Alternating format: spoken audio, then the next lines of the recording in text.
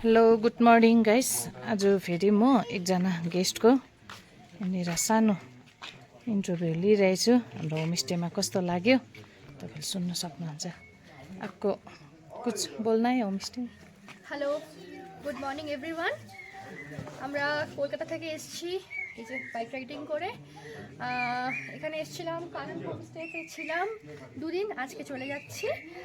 দারুণ এক্সপিরিয়েন্স, দারুণ অ্যাম্বিয়েন্স। আর সুমি দিদি, দাদা ভীষণ ডাউন টু আর্থ। মনেই হয়নি যে আমরা এখানে এসে ঘুরতে এসে অন্য কারোর বাড়িতে রয়েছি। ভীষণ ভালো, প্লেসটাও ভীষণ ভালো। এখানে দেখার মতো ওয়াটারফল আছে, টি গার্ডেন আছে। আমি আমার कौन सा husband-এর रूम সাথে में এসেছি। बैठा था? এই রুমটায় আমরা ছিলাম, এই কটেজটার এইখান থেকে আমি স্পেশালি বলবো এই কটেজ থেকে ভিউটা অসাধারণ আর কি।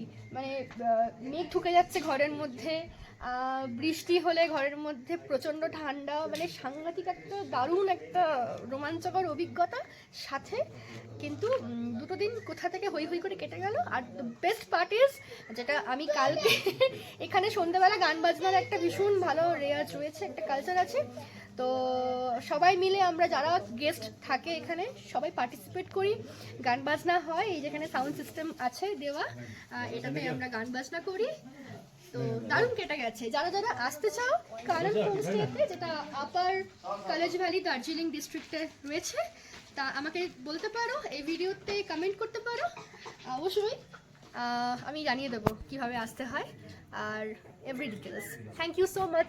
Thank you. বাই।